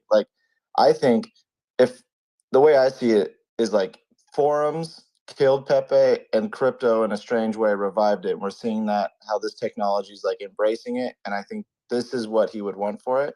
But at the same time, at this point, with 100,000 different holders of a decentralized token, what does a DMCA even do? Yeah, nothing. Absolutely nothing. Yeah, you're right. There's in my opinion, under a 0.1% chance that he would take legal action against it. So essentially non-existent probability to be worrying about at this point. Dude, if he did it, I could just see the internet just sending him, everyone just sending him something. He's like, all right, word, thanks. There will be a shift at some point. Adam, did you have something to say? Yeah, I was just going to kind of echo a little bit about what Leo's point was with, working at a big corporation. I talked to a friend of mine, I don't know, probably a month ago or something, over, Skype or whatever. And I had one of my Pepe shirts on, and he's like, dude, what are you doing? And I'm like, what are you he's like, dude, you can't wear that. That's race, that's racist and this and that. And I was like, bro, your version of Pepe and my version of Pepe's are way different, bro. But he's a mainstream media kind of guy. And he was literally like, bro, that is you. And I was like, you know what? You are fed a narrow narrative as well as I am. And, we're just, they were full on onslaught against Pepe's. And so, Bunzy's not wrong, man. There is some, taking back of Pepe that needs to happen. And I think this is, don't underestimate how powerful this can be go ahead. Do you guys think Pepe can flip Doge? Oh, 100%. 100%. 100%. Oh my God. Wouldn't it be so cool to see it as the third biggest coin? Let's think about it. Bro. Financially incentivize people. This is what's crazy about crypto. But now, dude, Doge became a meme after the crypto, essentially. Doge was a rat, whatever, but Pepe has so much culture. Okay, but Doge has its own chain. Dude, but that's a fork of dude. I think that's actually a detriment, honestly, right now. Agreed. Yeah, because Agreed. I mean, Doge is a proof of work coin. It's really hard to integrate this thing into things, and you have an ERC20 of Pepe. It's so much easier to tie this into pretty much every ecosystem, accept it as payment, which we know ETH is kind of the playground for everybody. With Doge, it's even with Elon Musk's support and tweeting and stuff, there's still no development that's happening on Pepe, on Dogecoin. I mean, whether you need it or not, it's just there's so much more technical complications that you have to go through. Will it actually flip it though? To me, 100%. Dude, look at the rate. Look at the holder count. If you look at it from just a financial standpoint, the numbers are outstanding. They're actually insane. Just because number go up is one thing, but the distribution of the token, it was completely released. The owners have a multi-sig. They're doing all the right things, and it's a very public token, all the way down. So it's very interesting. But 30, how many days are we in? 20, 25 or something? It's it's been 3 weeks. Yeah. The thing though is once you start getting to those types of market caps where you start getting around 5 billion, 10 billion, there's institutional liquidity that's sitting in these type of things, and it's just a completely different game that's being played. I mean, maybe you get retail to like it's not just retail that is playing the Dogecoin game. There's large entities who are also partaking in this. Right now, it's all just retail driven, which is what makes the Pepe thing absolutely even crazier. But, you know, who knows? I mean, I've seen the flippening narrative has existed forever, right? The idea of like ETH flipping Bitcoin, it always gets close, never actually happens. Will it actually happen? Possibly at some point. I just think when you start getting up to there, it's a completely different game. And right now, it just seems like it's literally all of the crypto people are the ones who are buying Pepe. Maybe even like the Wall Street bets and internet kind of degens, but the outside capital, I don't know if that's actually coming in or not. The thing that's unique here, in my opinion, is just like the virality coefficient is, I mean, I've never seen a virality coefficient like quite this insane. So it's just like you can form a pretty simple graph. Like the virality coefficient goes up, and then it's obviously going to go down, right? It can't be above 1 forever. So the question is like, because you're starting out with some like incredible number of, you know, like 3 or 4 every day or something like that, you know, if that just kind of peaks off and slowly curves to 1, you're still talking about just growth. So to me, it's like the virality coefficient is pretty strong right now. And again, I'm not trying to act like there's a science to this or anything, but I haven't, like, the template that you would be painting a bull case for this would be that in the past, when we've seen a virality coefficient this strong on a token where there's a flipping narrative. So I'm specifically thinking like Bored Apes saying they're going to, you know, flip CryptoPunks. You know, that was a pretty crazy thing to say when it had to 100x to do that. And the same thing goes for like Sheeb and Dogecoin, right? And ultimately, when the virality coefficient is that strong, you know, as long as we're staying like above like, you know, 1.52 for a while, you know, eventually it'll come down to 1, and that's probably your signal to sell. But at least for a while, the virality coefficient is just so high. It's truly incredible. And you're at the point now where it's like you're basically waiting for these other events to happen where some very famous person kind of jumps on board. You know, Robinhood integrates this sort of thing. So like ultimately you're hoping that the virality coefficient is so strong that you're able to attract that next tier of stuff, and it's possible it doesn't happen, right? But yeah, I just ultimately you can't sleep on virality coefficients that just clearly have a product market fit, that are just so naturally organically spreading by word of mouth that yeah, I personally, like, that's the argument for this. It's like basically the virality coefficient isn't going down for the moment. And as long as virality coefficient is pretty high, this just keeps spreading from my perspective. Yeah, no, I agree. I think it can definitely flip it. I just think of the environment of what propelled Dogecoin to where it is, to the background that exists today. Completely two different markets on two completely opposite ends of the graph, right? It was up only for Dogecoin. Maybe this is the bottom. Maybe this is like the beginning of a new bull market. And if that's the case, then it probably will pass Dogecoin quite easily.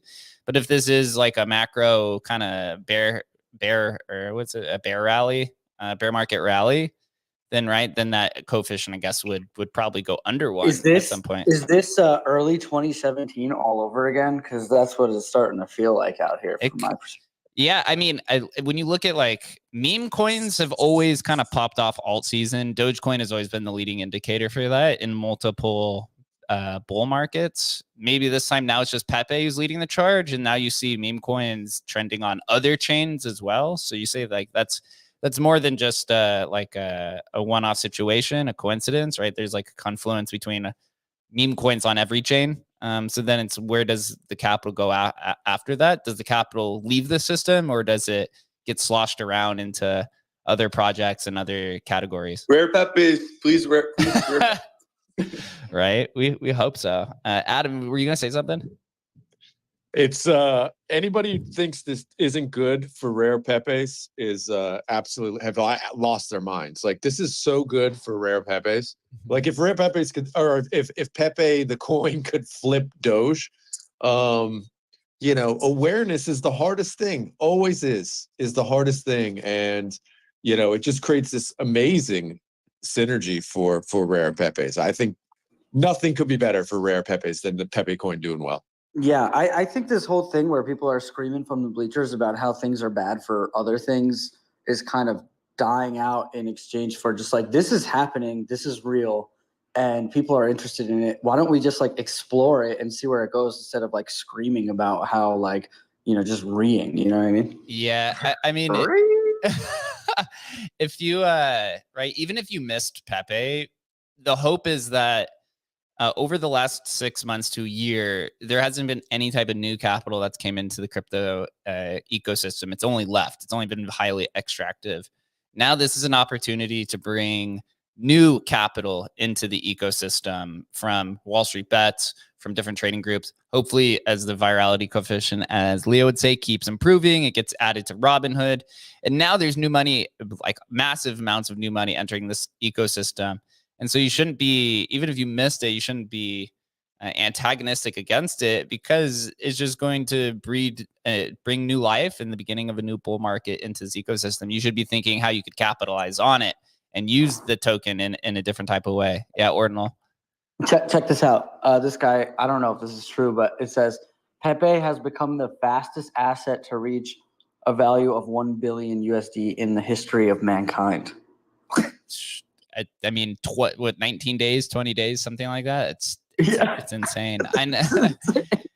I mean, if you think about this space, I mean, I think Binance still holds a record for fastest unicorn. They did it in like 5 months or six months or something like that. I don't know if that's been topped yet, but if you have that, if you have the fastest growing company ever, or fastest to unicorn ever in crypto, and then the fastest asset to $1 billion ever, like that's some staying power, man. Kind of 2 points here is like, one thing that makes things kind of achieve like a lot of spreading and news and a lot of stuff like that is success stories. And Binance and all this stuff had a lot of VCs, early seed fund rounding, a lot of people with money making money. Pepe was not funded. It was literally just memers. And that allows for a lot more success stories and like the win Lambo concept of people like literally making life-changing money. And then the second point is content. Like companies pay designers and all this stuff for content. We've used probably 3% of all the Pepe content on the internet, just talking about Pepe. There is so much and so much, you know, like, and memes travel and get shared way more than like the gross margin of this coin and all this bullshit. Like Pepe is completely destroying the timeline, period.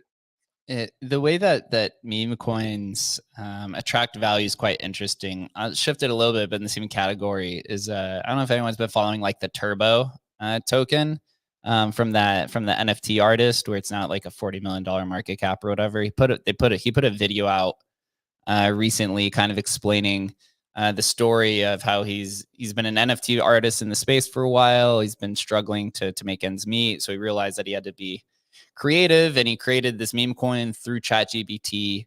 Everything was created through there, or at least the heavy majority of it, under a $69 budget.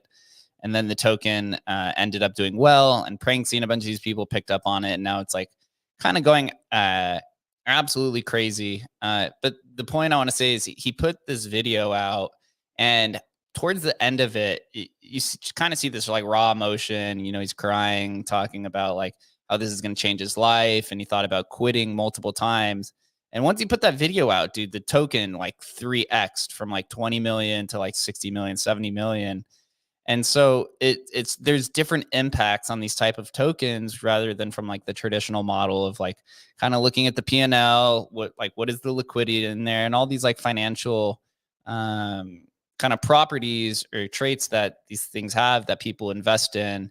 Right, with like DeFi, the metrics always like, what's the TVL, right? What is the distribution of tokens and things like this. But in the memes coin era, these tokens move off of like social principles more than they do financial principles, and I just find it quite interesting. Ordinal Wallet. I just want to make the announcement. We just broke another daily all-time high in total ordinals volume for the day. Can we get some claps in the chat? Let's go for ordinals. Yo, ordinals ripping, Pepe's ripping. Let's go. Yo, Ordinal Wallet. Speaking. How high was the volume? I'm curious. I think it's like 3 million. It's like right up on 3 million. Yo, Ordinal Wallet. While you're here, you launched a recent new product about APIs, and you're using your guys' tokens, actually called a Pixel Pepe, I believe, as kind of like the key. So you are using Pepe in a way to kind of help increase the volume with Ordinal Wallet and build the brand. Can you kind of just talk through what that is? Yeah, I mean, I don't know. We've been Pepe fans of the Pepe as like the emoji or the meme of the internet. Like Pepe has been the meme that represents the internet since the beginning of the Pepe. So we've always been big fans, and we've always used it as like funny reaction memes and so on.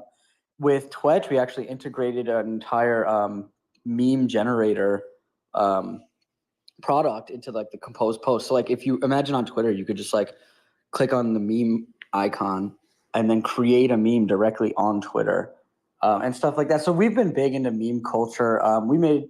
We made a business out of doing memes for startups in the space back in 2018. We were doing really well, just strictly off of like the strength of our memes. So we've been, Josh and I, he's listening down there, Elon Moist, we've been doing this for a really long time. And so when Ordinals came out, the first thing we thought of was like, hey, let's fucking rip the first Pepe collection on Ordinals. That was an airdrop.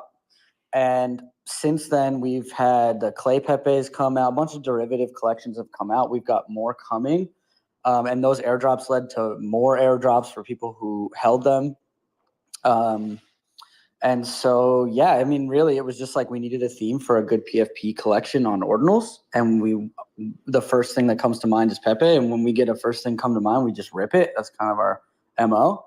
And now we were forced to lock down our API. So this happened recently, and tons of peripheral products in the space were using our APIs because it was like it was like public and open, but it's not like we released documentation or anything, but you could like reverse engineer how to use it.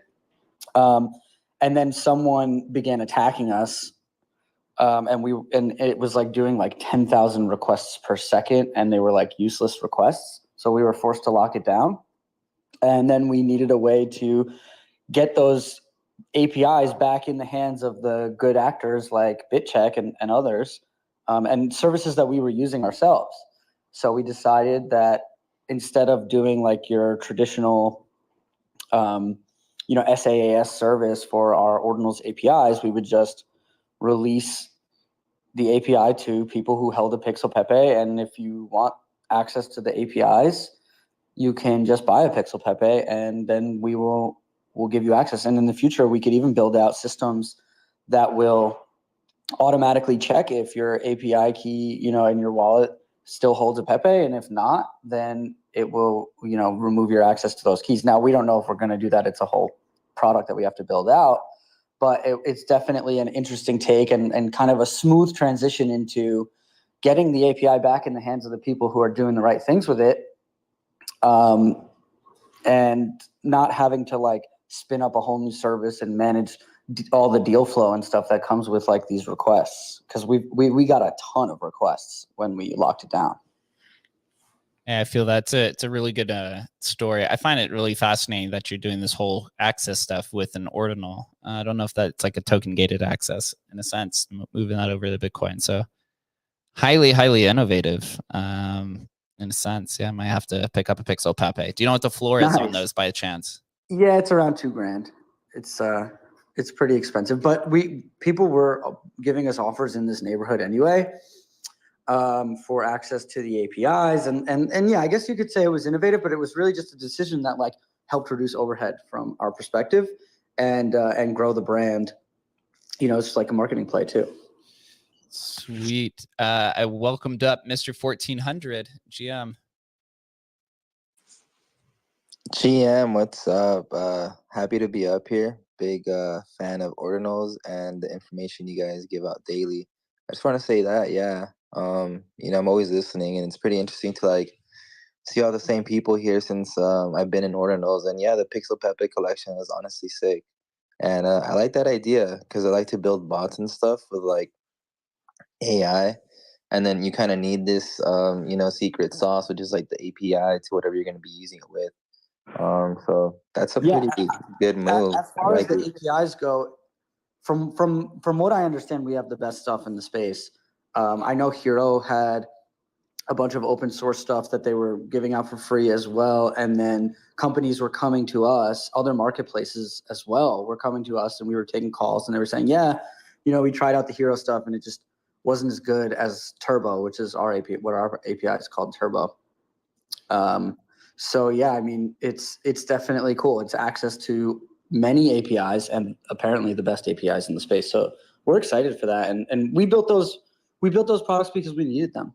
And now to see the ecosystem develop the way that it has been, especially over the last week, it's been insane. And all these new products are popping up all over the place. I mean, like, shout out to like Best in Slot, and even Ordinal Hub is doing a really good job with the data stuff. BitCheck, and there are many out there now, and they're growing every day. So it's cool to see and to provide that service for these people off the strength of products that we needed for our own website, you know. Yeah, congrats on all you guys' success. Truly amazing and fun to watch. Speaking of things moving really fast, Bunzi, I wanted to ask you about your Mullet BRC20 experience over the last 24 hours. Dude, yeah, I have no idea. I basically very much in the same vein, like, I think we think similarly. When something new emerges, I like to just try it, like mess around and learn by doing. And, you know, Mullet Punks has some really cool momentum and really great fun community. And people were like, dude, let's drop a Mullet token. And so, you know, I went and inscribed it. And yeah, when Unisat was down, it, you know, people were inscribing, but right when it went back up, it just ran super fast. And literally, I just looked at on Ordinal's wallet, we're number 14 and about to flip BAYC ticker, and that's pretty dope. And you know, we have plans to like drop Mullet Punks on Ordinal, so it's gonna be a fun way to like airdrop these. And then even with you, Jake, like a fucking liquidity pool on Bitcoin, like you bringing that up was like, I don't know, I just love it. And that's why I'm here, is like to try things and to explore. And I mean, DeFi on Bitcoin is, I mean, this will sound drastic, but it's very revolutionary. Like if Bitcoin is hard money and there's DeFi protocols on Bitcoin, like this is something very substantial, you know, like and how simple it is keeps it safe. Like we saw on Ethereum during DeFi summer, a lot of backdoors in some of these contracts.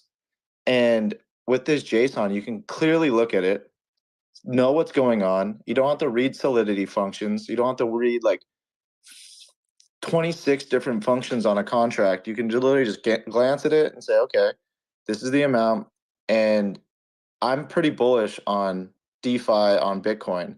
And the fact that you were able, and you know, you were like, dude, let's do this. It was an immediate no-brainer for me. I was like, hell yeah, because you've been in the space longer than I as well. So I'm stoked to be doing that with you. But it's definitely, yesterday was crazy.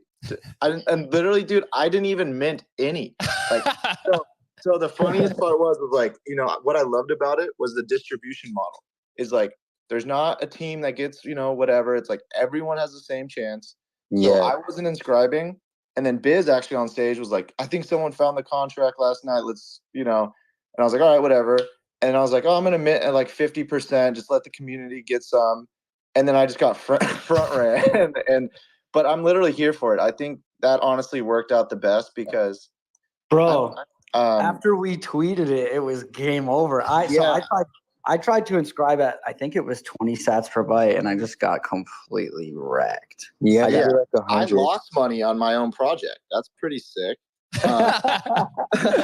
But no, I mean, to be honest, like if I was, you know, and even if I did have some, I'd never sell it, so it kind of works out. And I don't know, it's just really cool to see, you know, something mimetic like Pepe and then Mullets.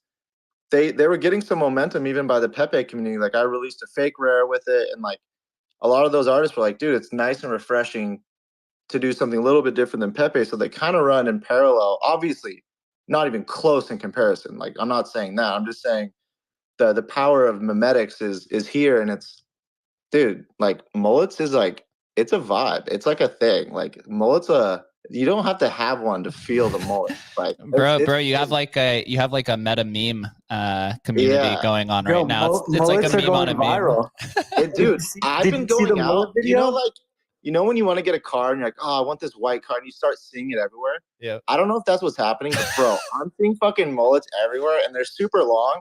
But somehow I'm still like, dude, he grew that mullet because of like. No, dude, mullets are back in season, man. Mullets are definitely back in season.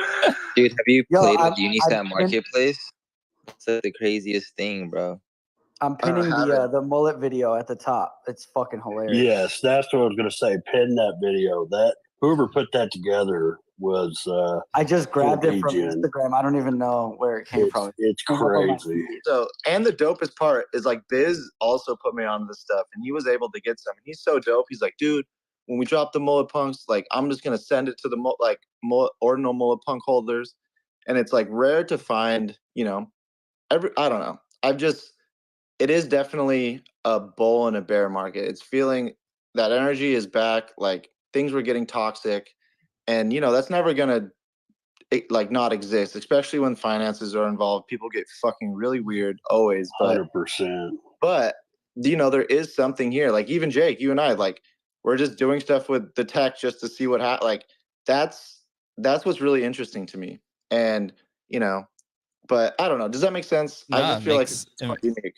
Bro, you've been absolutely crushing it. Yeah. So for the LP pool, just for like a little more insight, after I did it, it's still stuck on the last steps. I'm waiting for the team. I've been in contact with them to kind of set it up and kind of troubleshoot it. I was like, so what can I do with it now? And he's like, well, we still have to build the front end for it. It's like, it's all like a novelty at this point. But just even going through the process as somebody myself who's a no coder, like I couldn't tell you I ever thought I'd be like literally inscribing JSON files. Even looking at it, I was like, what the fuck does this even mean? But, you know, following the steps and going through it, even with some trouble, it like still has increased just like my awareness and skills of creative reality too. Yeah. That point right there. Think about this. You just said with no code, and then imagine trying to deploy a DeFi protocol on Ethereum without knowing how to code. No shot. There's just no way. JSON is very simple. It's, you know, very direct. You can read it without it's literally this equals that. Like it's just representations of, you know, variables. There's no functions. There's no this. It's like, yes, no, how much, like, boom. Yeah. So I have something to say on that, Bunzi. Harry was actually showing me today this data that we have. So basically the amount of data going onto the chain, like per block or per day, was much higher when it was all JPEGs, and now that it's all this JSON and TXT, the amount of data going on chain is much lower, but the volume is much higher. It's like a really interesting. It's like, where do you invest your time and your effort and your energy? Well, we want to invest in like the smallest amount of like overhead with the largest return, right? And so that's kind of an interesting, more efficient take on what's going on in this market right now. 100%. Guys, I gotta pop in a feels good man card, which is the Matt Fury. Did you see that, Jake? Just sold for almost 17 ETH on OpenSea. Wow. So the frogs are pumping, man. The frogs are hey, dude, it'll make its way back. I just hope the ETH gas fees go down so that when we do these migrations from the 20,000 Pepe vaults that are on the legacy collection aren't costing like $200 to move over. That's the problem. Dude, in what world do both networks get this congested? It would be like one or the other, but like two very big occurrences, Ordinals and Pepe, are literally breaking. Like even if all these retail people in Pepe wanted to sell, they just can't right now, like straight up. Like that's bullish for me for some reason. It's like people are locked in. Dude, this is what happens way to look at it, bull runs, man. This is what happens, dude. This is literally, I mean, how much were we paying to mint NFTs in August 2021? This is when you know you're in a bull run, man. Yeah, it's true. Yeah, I think we posted it recently, but Bitcoin just had like highest like average fee rate or whatever in history since 2017 when it was all clogged up. Absolutely incredible. Absolutely insane. Wait, so Leonidas, I have a question for you. Is this meme Jake mullet liquidity pool going to be the first one? And if so, are you taking notes for historical purposes? I mean, yeah, Jake, we'll have to see. we'll have to Let's do there. Yeah, go. so there's It one. works the way it's supposed to. I mean, I haven't seen anybody else do it. So maybe somebody You heard it here first, folks. Let's go. Maybe somebody here who's technical can answer this question. I was just curious. So if you're inscribing JSON files, how do those JSON files know to interact with each other? Is that like a social kind of construct that people just see it and they're like, oh, this equals that? Or is there something deeper it would probably happening be that it'd executes? probably be like a parent piece of JSON talking about the two, and just referencing both, but without reading the docs. You're talking about BRC20 or some liquidity? BRC20. BRC20, yeah. Yeah, the indexer basically just keeps. It's literally like the indexer is basically a blockchain, Jake. So Okay. it's like it just tracks over time transfers, and then it's literally just a blockchain that's like not. You don't mine to secure it. It's all done off chain, but like because anybody can run the indexer, you can kind of check and see that you got the same things. Okay, cool. That makes complete sense then. I was always wondering. And I will say, I mean, we're still nascent. Those indexers are improving. So just watch your transactions, double check your transactions and stuff, because like we heard earlier, there's a lot of scammers out there. So just be careful. Yeah, there absolutely is. Well, we are coming up on 2 hours. It is Cinco de Mayo on a Friday, dude. Who's going out later? Who's going to go celebrate Cinco de Mayo? Dude, your boy, dude. Your mullet man, dude. I'm still tripping. There's a market cap on mullets, and it's way higher than. Like, what does that even mean, dude? Like, come on, your boy's putting out market caps now. There can only be 7 billion mullets. Bro, it's called a mullet cap, dude. It's a mullet cap. Oh my! Never put a cap on the mullet, dude. Mullet cap, dude. Mullet. Wow, damn. We're breaking all-time mullet caps. This just in. First LP historian. Absolutely love it. Well, I'm gonna close it up here, dude, because I'm also going out Vegas Friday night, dude. Cinco de Mayo, dude. Wish everyone was out here. Any last words from everyone? Adam's hanging out, dude. It's probably like 11 o'clock and still sunny out. In dude, it's like midnight here and negative 40 degrees, man. It's amazing. Absolutely. Dude, what are you, dude? He's in Estonia for NFT Talent. Yeah, those are a lot of words I've never heard. Estonia. I had to look it up. Trust me, I had to look it up, bro. Hilarious, guys. Leo, any final words for everybody? Yeah, have a fun weekend. Hopefully, like my perspective here is like as long as the like macro like Bitcoin, ETH, like crypto market doesn't crash, probably it's going to be meme coin season until that happens. So hopefully, before we talk next Friday, the crypto market doesn't crash, and hopefully things keep going up. But yeah, guys, just be financially responsible. Enjoy your weekend. Yeah, have a good one, everyone. We'll see you next week. Toodles. Thanks, Jake. Peace.